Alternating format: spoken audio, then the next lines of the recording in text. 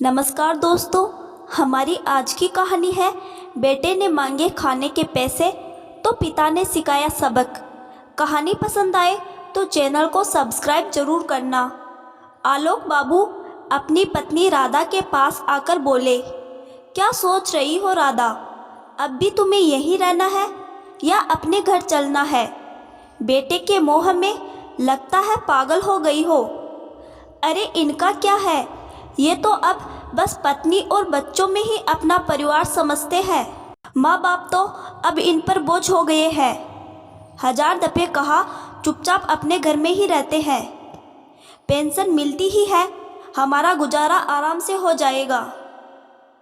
ऐसे कैसे इन्हें इस हाल में छोड़कर जा सकते हैं जी? थोड़ा तो सोचकर बोलिए। जाने दीजिए ना, बहू की बात का क्या बुरा मानना, जब बेटा ही ना समझे। पर हम तो माँ बाप है ना। बेटा बहू को छोड़ भी जाए पर इस 3 साल की पोती को नज़र पर देखिए, और फिर 2 महीने का पोता भी तो है। अरे बेटा बहू ना समझ है पर हम तो समझते हैं ना। अपनी पोती को गोद में बिठाकर खिलाती हुई राधा बोली, फिर से कह रहा हूँ राधा, देखना जिस दिन ये दोनों अब हमें कुछ बोले उस दिन तुम अपना सामान बांधकर मेरे साथ गांव चलोगी। एक तो यहाँ शहर में कोई पहचान का है नहीं, बस घर में पड़े रहो। आलोक बाबू सख्त लहजे में बोले।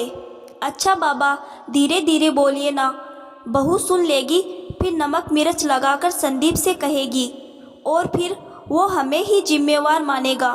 राधा पति को चुप रहने की मन्नतें करते हुए बोली, पता नहीं ये औरतें औलादों के पीछे इतनी पागल क्यों रहती है।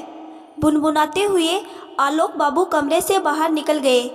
राधा अपनी पोती अन्नू के साथ उसकी तोतली बोली सुनकर बस हाँ हूँ कर रही थी, पर ध्यान सारा आलोक बाबू के गुस्से पर टिका हुआ था।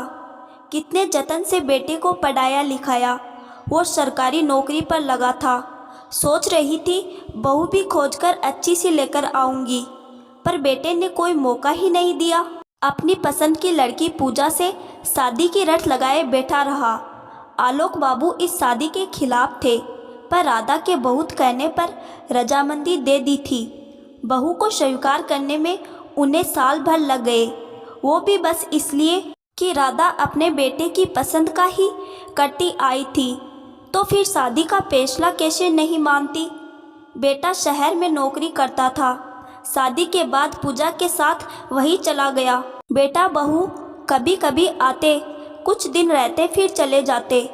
पूजा जब भी आती घर में कितने किराएदार हैं, कितने पैसे आते हैं और सब कुछ की जानकारी लेती रहती थी। वक्त गुजरता गया और एक बेटी भी आ गई। संदीप पूरी तरह से पूजा के रंग में रंगने लगा था। वो जो भी बोलती वैसे ही कहता और करता था। अभी 2 महीने पहले ही दूसरे बेटे के जन्म से पहले राधा और आलोक बाबू को संदीप ने आने के लिए कहा था। यूँ तो पूजा के माता पिता भी अक्सर बेटी के घर आकर रहा करते थे। बच्चे के जन्म से पहले वो चले गए, बस इसलिए कि बेटी को बड़े अस्पताल में जाकर बच्चे को जन्म देना था, जिसका खर्चा बहुत आता। संदीप खर्च कर तो सकता था, पर पूजा ने कहा अपने मम्मी पापा को यहाँ बुला लो तो हमारे खर्चे में हम उनसे पैसे मांग सकते हैं। बस पत्नी की बात में आकर संदीप ने राधा और आलोक बाबू को बुलवा लिया था। राधा अपनी पोती अन्नू के साथ पूजा का भी पूरा ध्यान रख रही थी। बच्चा होने के बाद ये चाहिए वो चाहिए करके राधा और आलोक बाबू से बहुत पैसे ले चुके थे। एक दिन तो हद ही कर दी थी पूजा ने। राधा रसोई में काम कर रही थी, उसे संदीप और पूजा की आवाज़ सुनाई दी। उस वक्त आलोक बाबू बाहर पोती को लेकर टहलने गए हुए थे। संदीप, हमारे खर्चे बहुत बढ़ गए हैं, तुम ऐसा करो मम्मी पापा से बोलो जो गांव वाले फ्लैट का किराया आता है वो हमें दे दिया करे, और पेंशन के पैसे भी हमारे पास रह रहे हैं तो उनके खाने पीने और पापा जी की दवाइयों के जितने पैसे लगते हैं वो हमें दे दिया करे। राधा के हाथ ये सुनते ही काम करते करते कांपने और पैर लड़खड़ाने लगे, पर संदीप की बात से वो संभल गई थी। कमाल करती हो तुम भी, मैं मम्मी पापा के खाने पीने के पैसे लूँगा? वो हमारे बच्चों को जो देना चाहे दे, मैं कुछ नहीं कहने वाला, कहकर संदीप ऑफिस चला गया था।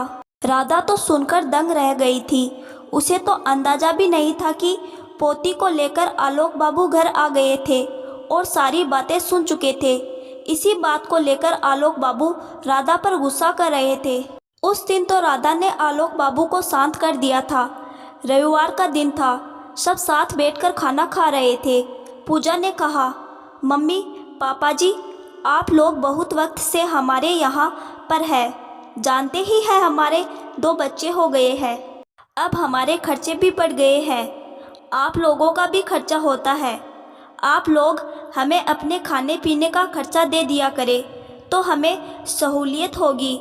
संदीप चुपचाप बैठकर सुन रहा था, कुछ भी नहीं बोला।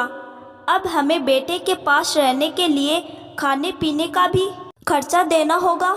हम तो कभी तुम्हारे आने पर खर्चा नहीं मांगते थे। वाह बेटा, बहुत सही जा रहे हो। ये तो दूसरे घर से आई है, हमें अपना नहीं मान रही, पर तुम तो हमारा खून हो। ये सुनकर भी चुप हो। आलोक बाबू आवेश में आकर बोले, पापा क्या गलत कह रही है पूजा, हमारे खर्चे बढ़ रहे हैं, आप दे दोगे तो क्या हो जाएगा? संदीप ने कहा। संदीप बेटा, लगता है अब हमारे तेरे यहाँ से जाने का वक्त आ गया है। सोचकर तो यही आई थी कुछ महीने रहकर जाएंगे, पर तुम दोनों पर शायद हम बोझ हो गए हैं। रही पैसे देने की बात, तू वैसे ही मांग लेता तो हम दे देते, पर तूने हमारे खाने पीने के पैसे मांगकर तो मेरी ममता को भी छलनी कर दिया है। आप ठीक कह रहे थे जी, हमें उसी दिन चले जाना चाहिए था जब पहली बार पूजा ने संदीप से ये बात कही थी। मुझे माफ़ कर दीजिए जी, बेटे के मुँह में आपको ये सब बातें सुननी पड़ी, कहकर राधा आलोक बाबू की ओर गुनहगार नज़रों से देख रही थी। दोनों ने फ्लाइट बुक किया और दूसरे दिन संदीप के घर से निकलने को हुए, तभी संदीप उनके पास आकर माफ़ी मांगने लगा।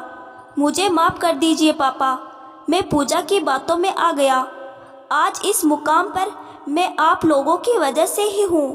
पता नहीं मेरी मति क्यों भ्रष्ट हो गई जो मैं ऐसे बोल गया। बेटा, तू जैसा भी है रहेगा मेरा बेटा ही, पर आज तेरे बाप को समझ आ गया है पैसों के आगे रिश्ते नहीं टिकते। रही तुम्हें पैसे देने की बात, जो तुम कह रहे, ज़रूरत बढ़ गई तो मैं हर महीने कुछ रकम पोती के नाम जमा करता रहूँगा। अब तुम जब हमारे घर आओगे, अपना और अपनी पत्नी के खाने के पैसे देना, ताकि जो तमाचा तुमने हमारे मुँह पर मारा, ये तमाचा किसी और को ना मिले, कहकर आलोक बाबू ने राधा का हाथ पकड़ा और कैब में बैठकर एयरपोर्ट की ओर चल दिए। संदीप गुस्से में पूजा को देख रहा था। अपने माता पिता का ये अपमान उसे अंदर ही अंदर झकझोर रहा था। उसने गुस्से में पूजा से कहा, अब तुम्हारे घर से भी जो आएगा उनसे भी लेना खाने के पैसे, तब समझूंगा बहुत सोचती हो। पूजा अब मन ही मन अफसोस कर रही थी। पहले पति नाराज हो गया और दूसरा अब काम की दोहरी जिम्मेदारी उसे अकेली ही उठानी पड़ेगी। राधा और आलोक बाबू अपने गांव पहुंचकर चैन से रहने लगे। शायद ये सोचकर कि औलाद हो ना हो हम साथ हैं तो क्या गम।